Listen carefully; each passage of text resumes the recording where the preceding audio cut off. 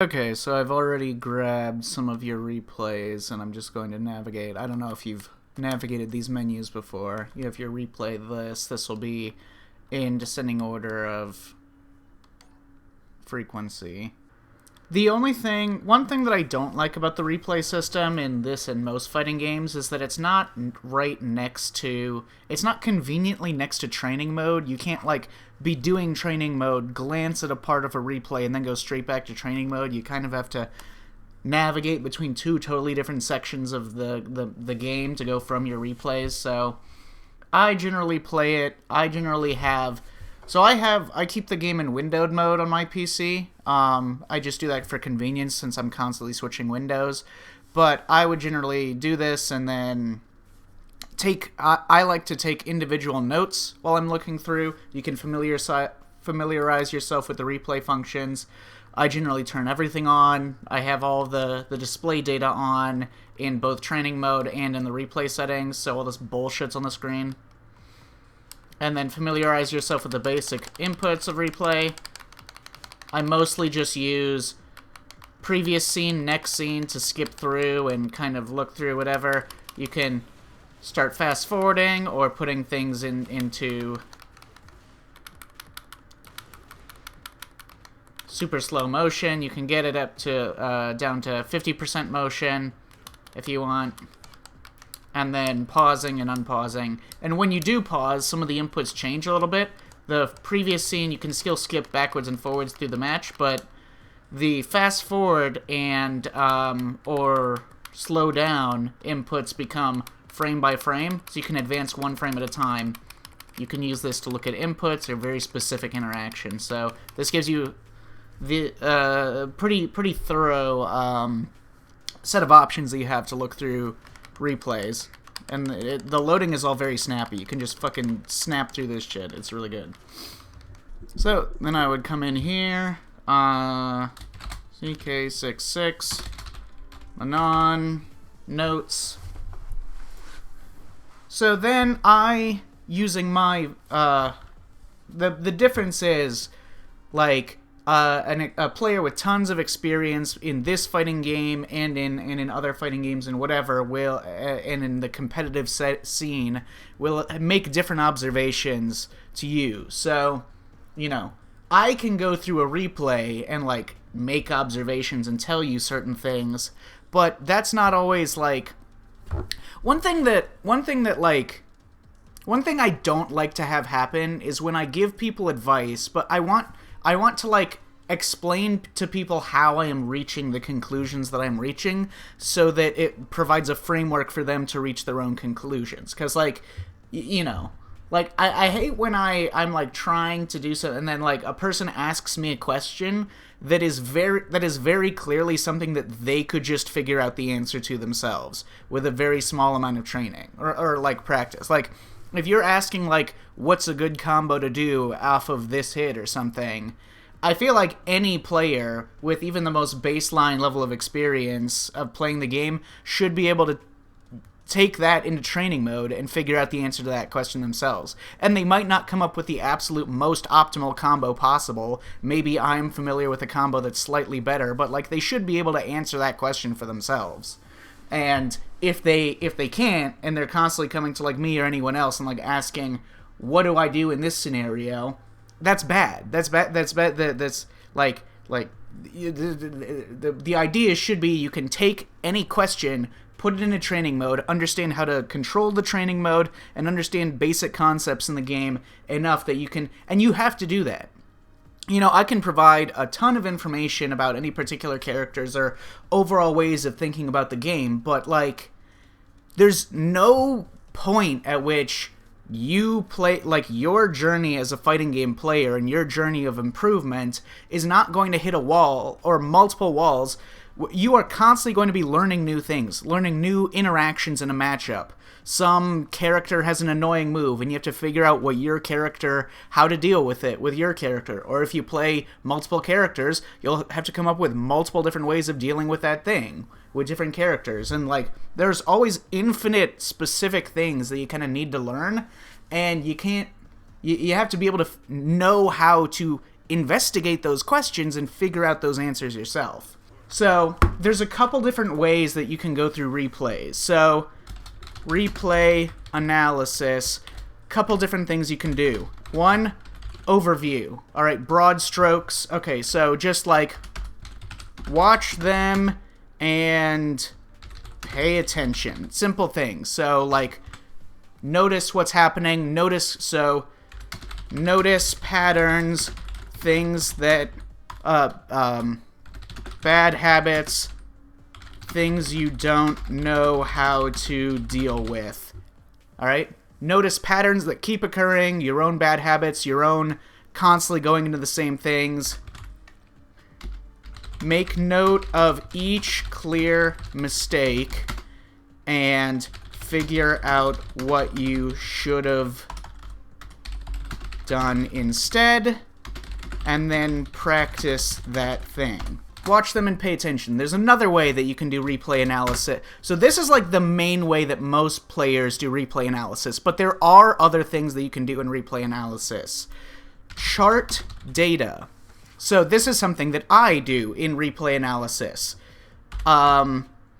Document every time a certain situation occurs and what happens. So for instance, if I were to be charting, and I'll do all of this, you don't have to like painstakingly do tons of work every single replay analysis, but like just to give you an example of things that you could do.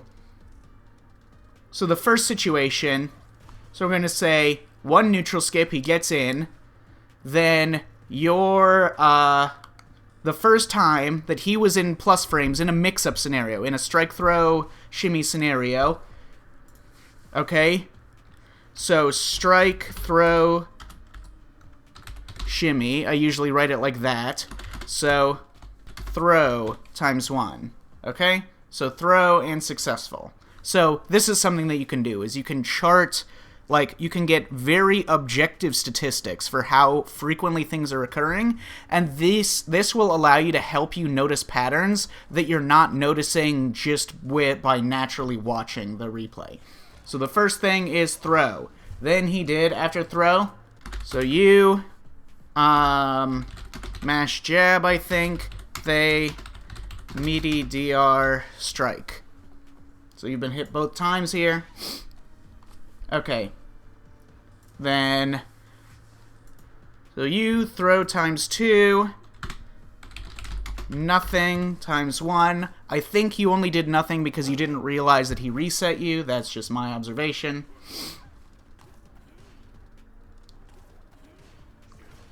Okay, and now in regular neutral, okay? So he landed his throw and then he did drive rush medium punch.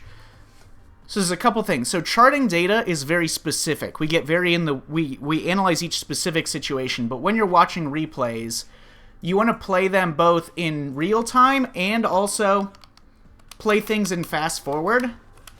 Like times 4, you'll really be able to see like where damage is coming from. In the bird's eye view, you can see like what patterns, what sequences. If we played it like times 2, we can see, okay, we're in neutral. He does the Psycho Rise air move, Psycho Rise air move, Psycho Rise air move again. Gets knocked back on defense. Okay, we're back to neutral again, Psycho Rise air move. That's the only thing he's done in neutral. He did it again there.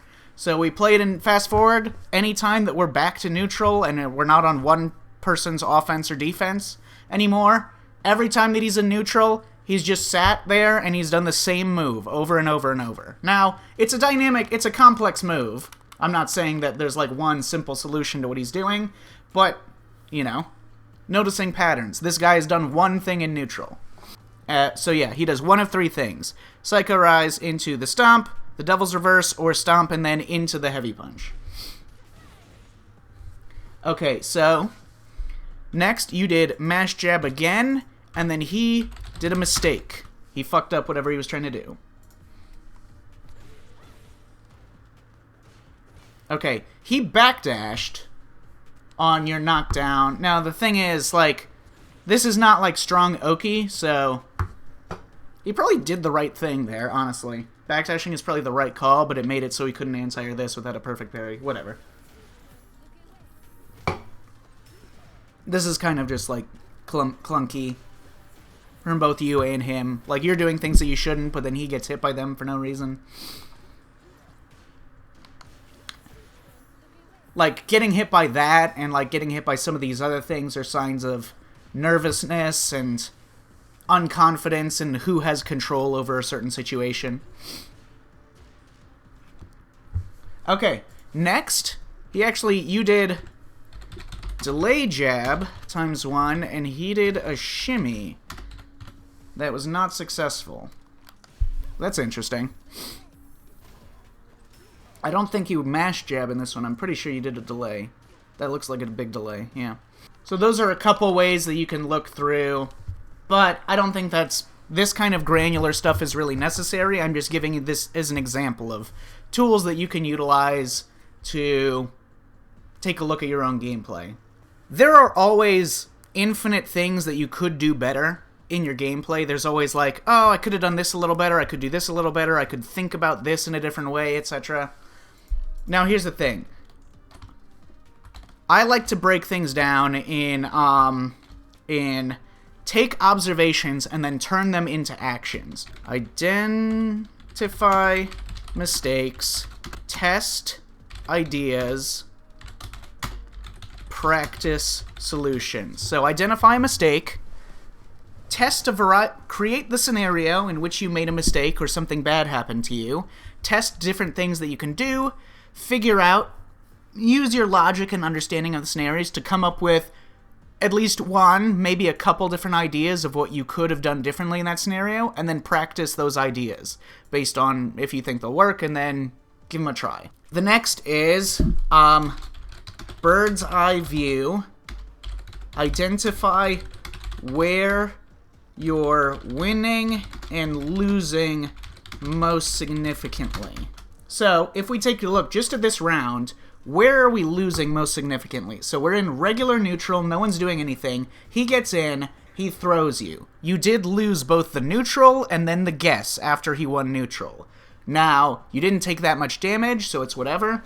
Okay, this, again, you didn't take that much damage from this, so he gets Oki from his forward throw, he drive rushes forward, you guess wrong, you guess or you act wrong, but you don't take that much damage. Same thing again.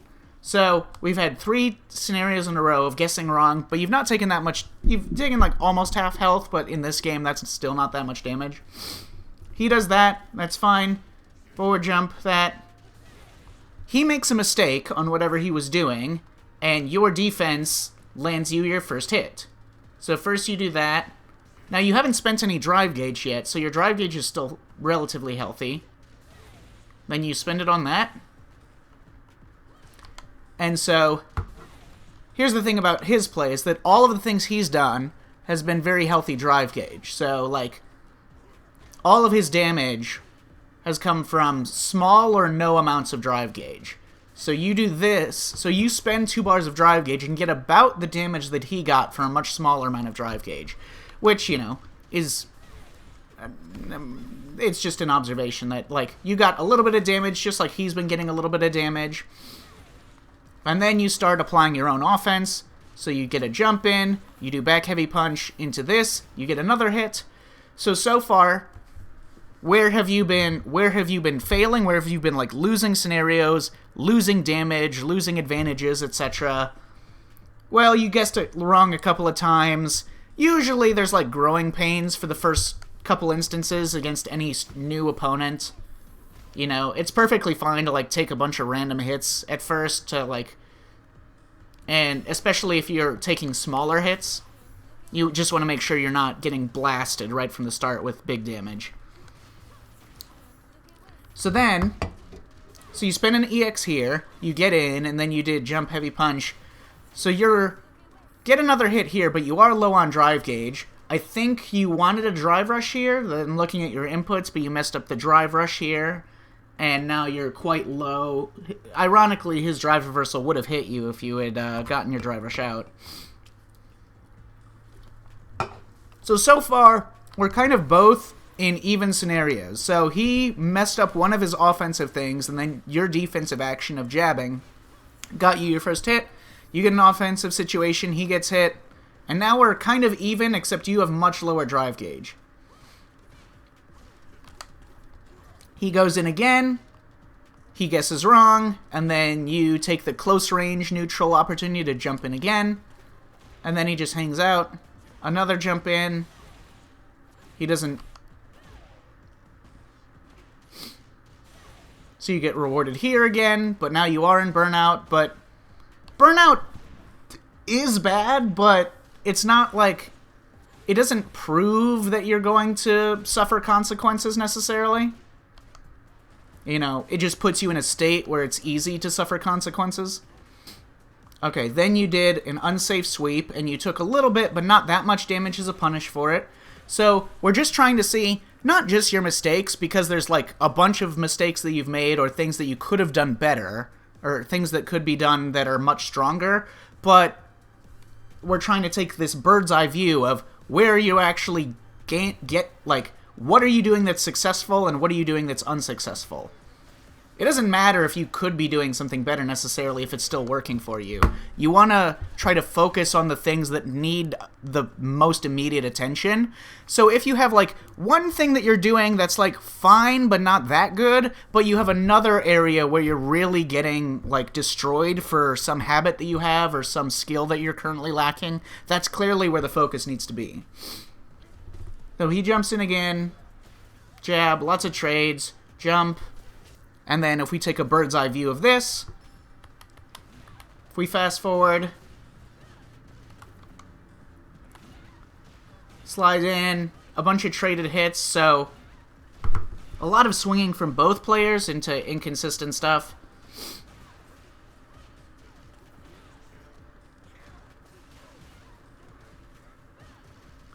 Okay, jump in, and then he's consistently starting to jab after the jump ins. Okay, a lot of aggressive offense. He gets kind of a lucky DI there. That reverses the situation. So a lot of just back and forth of mashing jab with neither player being able to properly control the other. Yeah, so any offense that either person is getting is not particularly clean. It's a nice deliberate combo. See, that was very deliberate.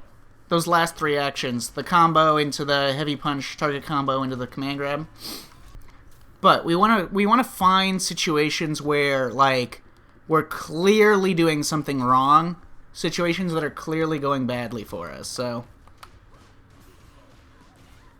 okay, couple stray hits, defense, mashing again. Neither player's frame trapping the other correctly. Getting hit again on defense. This is one thing that's not happening to this guy, is that he's not getting like counter hit on defense, and so he's just going for like this, then into a throw, and so he's getting that quite more consistently than you're landing offense on him. Like when you get a jump in and stuff, sometimes he takes damage, a lot of the times he's jabbing you out. His offense is hitting with more frequency, his meaties and his throws and stuff. And then in terms of the neutral, he's not been dealing with your jumps very well, and so your jumps have kind of been controlling more than his, but a lot of this other stuff has been more frequently him landing hits.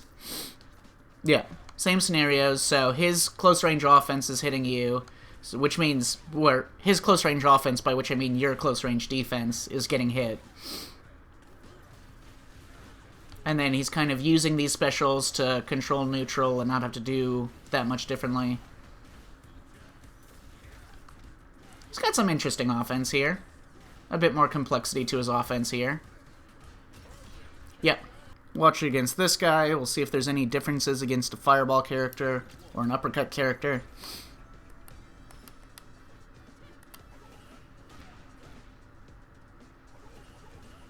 Alright. Looks pretty patient. You were telling me about this. I remember you mentioned this. Yeah, this neutral looks about right. I mean, like, at least for, like, this level of play. Like, you're not giving him any constant patterns and habits. You're not giving him opportunities to, like, skip neutral and attack you. And, like, you're not opening yourself up to damage. And so it lets you, like, take random instances to, like, skip neutral. His focus wanes because so much time has passed. And you can just kind of, like, hang out and control neutral with the occasional heavy kick and forward jump. So, yeah, that looks about right for against this opponent. Don't think you really need to do anything else against this guy.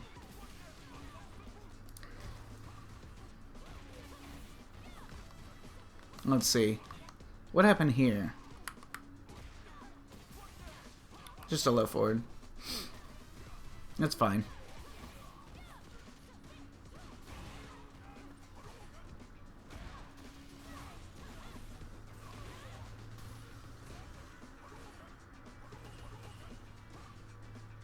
Yeah. Yeah, there were a couple interactions where, okay, like, let's see where you took damage here. So, there's a couple just random trading blows.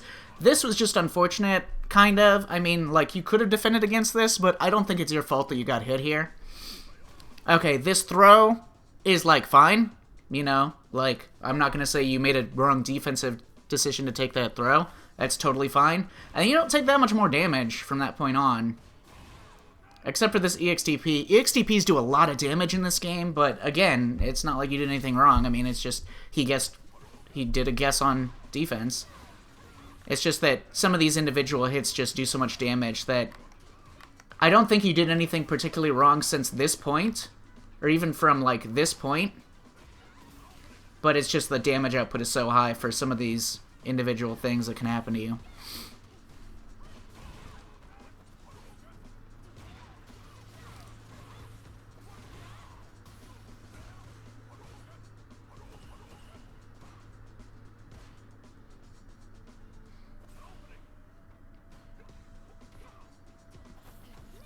Beautiful. Alright. Nice anti-air on that neutral jump. That was really sharp. It's not easy to anti-air neutral jumps. Nice combo. Alright. Yeah, there you go. I mean, you've got... It's clear that there's, like, combos that you're aware of and that you've practiced, but it's, like, you know, the nerves or the muscle memory when you're actually in the moment. So, like, sometimes when you're getting comfortable, you pull off these things that are with no mistakes, and so yeah. But you clearly got the right idea in a lot of these places. Okay, so I've gone through and identified a couple things. I identified like a wide variety of things that you can eventually implement into your game plan, but most of the stuff, or a lot of the stuff, is just going to be sort of down the road kind of things. These ones under 1 are the things that I think you can work on immediately and will have the most immediate impact. First point, much less wake-up jab. In general, on defense, my notes are, assume that the opponent is plus on block unless you know otherwise. I'm just going to assume that you don't know all the frame data for all the characters yet, so... Don't worry about losing life. Don't use buttons to defend yourself. Use movement. Jump back or neutral jump when you feel like you're not in immediate danger, but the opponent is close and you feel like you're in some amount of danger. So, don't jump back or neutral jump right away on like wake up or situations where the opponent can land a real meaty. But anytime the opponent's approaching or something, or like after you block 1 or 2 buttons, anytime... Defend yourself with movement. Just don't even press buttons on defense for a while until you get comfortable defending yourself with movement. Jump back is the safest. Neutral jump into like jump heavy kick on the way down will be very good as well. So block and defend yourself with movement. Relax and don't worry about losing life. Instead focus on noticing patterns from the opponent and then address those patterns. And then walk backwards on defense until the opponent starts actually hitting you low. Until they start hitting you low in a significant way, just walk backwards on defense instead of crouch blocking. That's the first and most immediate note on defense. Just do that. Much less delay jab and wake up jab and stuff. Next, better combos. I will get into those. I have notes with the combos and stuff specifically, and the setups that I'd like you to learn. Fewer punishable actions on block. I'm talking about fewer sweeps. And one time you did like this anti-air target combo on block. I don't know if you did that intentionally, but don't do that. So fewer sweeps, fewer stuff like that. And then mix-ups in different scenarios. So mix-ups after jump heavy kick. So a lot of the times you do like the heavy punch target combo into the command grab and stuff. But you never mix up after. A lot of the times you're getting in with jump heavy kick, right? But you're always doing like back heavy punch or whatever afterwards. You're not going for command throws, so or normal throws or whatever. So that's a place where you need to start adding diversity to your options. You need to go for the mix. Don't jump over the opponent's head into the corner. A lot of the times I notice you did this in your replays. You would do like this or whatever, and then you would jump in like that. So don't jump into the corner, and then you can ignore the rest of this because that's not what I think you need to immediately work on. So for the combos, I have them articulated. We're only going to be worrying about this, which to be fair is a lot, so I'll go through these. So these first three up here are meaty setups, or Oki, that you can go for. So a lot of the times you get a knockdown and then you kind of loosely do like a jump light kick like that. That's your most go-to Oki. Or if you hit them with like a combo or whatever in mid-screen, you tend to do this and then that, which is not, you know, real Oki, but if the opponent's not ready to deal with it, sometimes they get hit. So anyways, the first note is, now this Manon's Oki is a little awkward, and because of that it's complex. I would prefer to like have some like really simple explanation for like what combos to go for and then what to do afterwards, but it can't be that simple with Manon. So the first thing is, this combo is not good. This EX into this is not good because you get no offense off of it. So do heavy rond and then your go-to Oki afterwards. I have Oki after here. This is what I think you should do. This combination of things plus empty block. So what you can do after this is you can dash up and then do heavy punch. You can dash up and then do light command grab after walking forwards a bit. So this execution might be a little awkward for you because you have to take a small step forwards and then do like SPD. You can't just dash and then do it right from here. So I don't think you should go for this Oki. Instead, I think you should dash and then drive rush. If you dash drive rush, your actions become auto-timed and you don't have to do more complex inputs. So dash drive rush, you have a couple of options here. So you can do drive rush crouch medium punch, and then if you land a hit you can go into this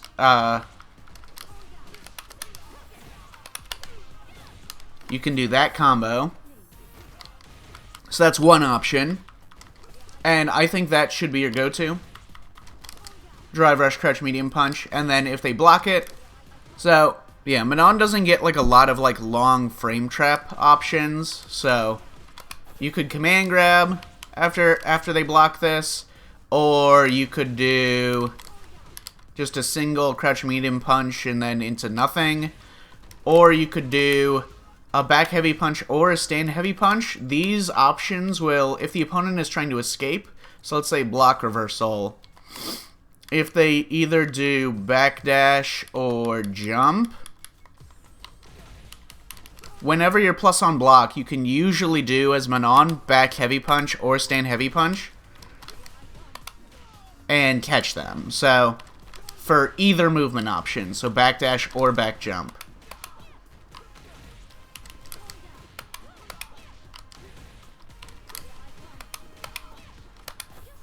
Like that. So stand heavy punch will work for that, and it's safe on block. Back heavy punch, the thing is you have to be quite close for it to work, for it to hit their back dashes. So stand heavy punch will work from further away. So you can use that in combination with command grab and with stand medium punch drive rush. If you have high drive gauge, then you can continue the mix with stand medium punch drive rush, and that will, you know, hit most of their options, etc. And then you can do drive rush crouch medium kick, which you don't get really like much mix up afterwards on block, but it can be convenient to catch the opponent walking backwards. At which point you can do stand medium punch into this for your combo. Oh, and I forgot to say, when you do this Ron point and then you dash and then drive rush, you can just input an immediate medium command grab and it'll be auto timed to hit them on their wake up. You can just do drive rush, medium command grab, and it'll just hit. And then obviously, if you think the opponent's going to EXDP, you just dash and then walk up and block. You just don't input drive rush, you just do this. Okay, and then you have, I'm not gonna, people made fun of me for my pronunciation of French shit before, so I'm not gonna bother, but this move.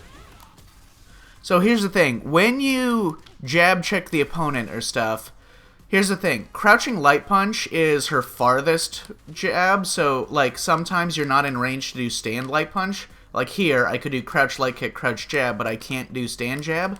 Here's the thing, stand jab is a lot better than crouch jab if you can land it. So if you're really close to the opponent, do crouch jab, stand jab, and then if you get the hit, go into this special. This special is way better. Okay? This special is good, but this one is way better. So anyways, off of this knockdown, here are your options. So you can walk forwards, and again, for your, and again, there's kind of an advanced technique where you would walk forwards and then do light SPD, or light command grab. So for you, I would mostly focus on drive rush Oki for now, so you don't have to do this. But you will have to just walk forwards and block if you think they're going to EXDP. So you could walk forwards and then do stand heavy punch and then single hit confirm it into that. Or do stand medium punch drive rush if you have a lot of drive gauge.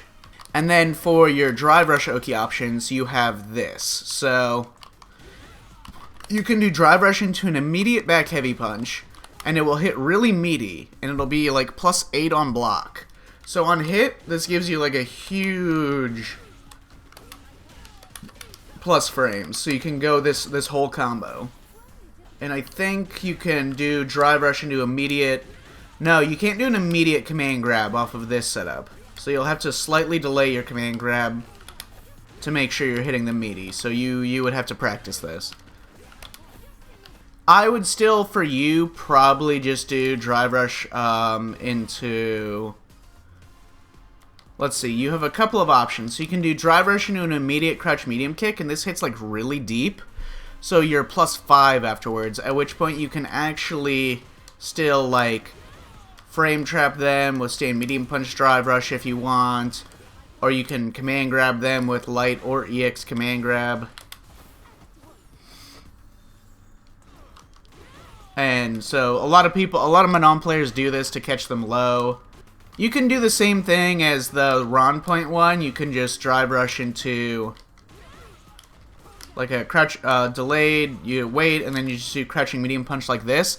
The benefit of doing this as opposed to off of the Ron point knockdown is because you don't have to do it immediately. You're actually a little closer when you do it off of like this knockdown, drive rush into a late, you just wait, and then do this as a meaty. When you do it like this, you're actually close enough to normal throw after this knockdown. You're close enough to both. I'm doing it too early. You're close enough to normal throw, but also you can do this afterwards.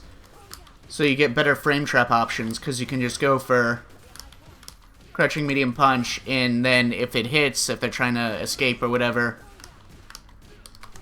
you can get light kick into the Ron point.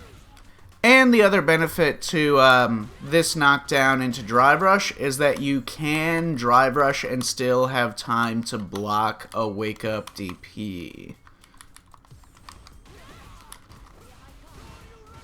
Like so.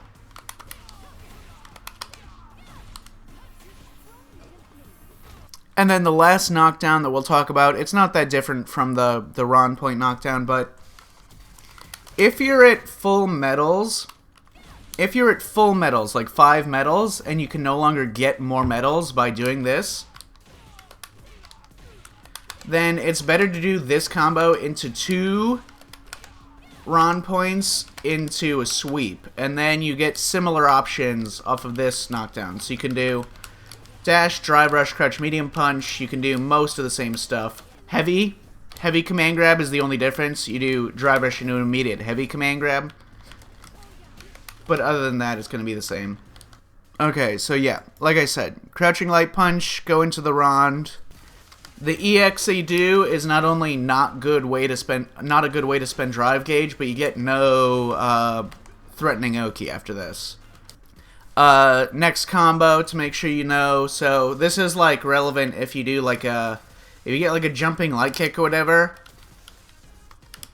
You may want to do... Man, that has like no block stun. I would not use this jumping light kick that much, by the way. It's kind of not good. Do medium kick instead.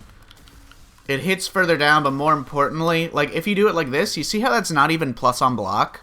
If I do this jump light kick at his apex, they could just mash and you wouldn't have any way to deal with that. So when you do jumping medium kick, you get to go into an immediate back heavy punch, and it'll frame trap them. So it's a lot better.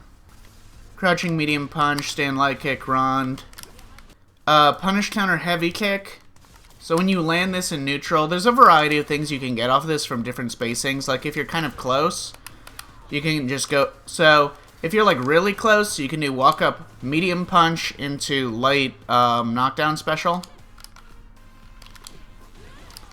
If you're a little bit further away, you can do walk up into stand heavy punch target combo. But most of the time when you land this like this, you might be able to get one of the things I just talked about, but those are like kind of executional and don't even worry about them. Just go for this knockdown special right away. So, punish counter heavy kick into the light knockdown special. Driver standing medium punch. If you're in like neutral or off of certain knockdowns or something, a lot of times you have to do driver standing medium punch to get like a hit. So you're going to be on regular hit, you'll convert those into light kick, Ron Point. Right, drive rush, crouching medium punch, back heavy kick, or sorry, back heavy punch, EX spin kick, and then the combo. You know this combo. I've seen you do this combo, so you know that. If you're farther away, this is what a lot of like some players do, is that like if they get like a random punish counter, okay, so if they like just swing into this space and it happens to punish counter something like a light punch. So for example, if I have block all, then block reversal, like crouch jab from Ken. Like that. So if this randomly happens to punish counter some jab that whiffed, you can combo off of this with the heavy punch target combo. Like that. And the same is true for drive rush. So if you do drive rush, crouching medium punch, you can combo off that on hit with the heavy punch target combo, unless you're like really far away. A lot of the times you'll be doing as Manon. This is like one of the most common interactions for Manon players. Standing medium punch, drive rush. So if you get a hit, just go into this. So that's crouching medium punch, back heavy punch, medium hit grab. And then if you're at 5 medals, it's no longer worth it to do the hit grab because you're not gaining anything. So at 5 medals, you would want to do instead back medium kick target combo into this. Okay, next is the standing heavy punch single hit confirm. So put block on random. I generally try to avoid teaching like players that are like below high diamond or master rank, like single hit confirms, but for Manon, this hit confirm is like pretty easy and it's pretty necessary for the character. So put block on random and then try to make sure that you're not doing that on block. Like that. You probably won't get punished. Some characters won't be able to punish you. If you do this against Dalsum, this is fine. It's fine to do this against Dalsum even on block, because unless you're too close, he can't really punish you. So if you've not been taught before, the this is a very loose single hit confirm. You have a lot of time to confirm this. There are ways that you can make it more streamlined on yourself. So if you are, worried or antsy about doing it, and you don't want to accidentally react to incorrect stimuli, like sometimes people accidentally press if the opponent parries, because it looks different than the regular blocking animation, their brain thinks that they got a hit, or their fingers sort of like assume that they got a hit. But the smoothest way that you can avoid anything like that is to look at the health bar, especially in this game because there's no chip damage. So when you swing with Heavy Punch, you can look at the health bar, and then if the health bar moves, it turns orange. That's an instant indication that you got a hit. You can just hit confirm off of that. Punish counter DI combo. Not that complicated. Just the same thing. Anytime you can get back Heavy Punch, it's like generally the same combo all the time. Next. Okay, so this is important. So when you block like EXDPs, here's the thing about Manon. Manon's EXDP and like super punish is kind of awkward. The optimal punish is actually stand heavy kick, micro walk, back heavy punch. Like that.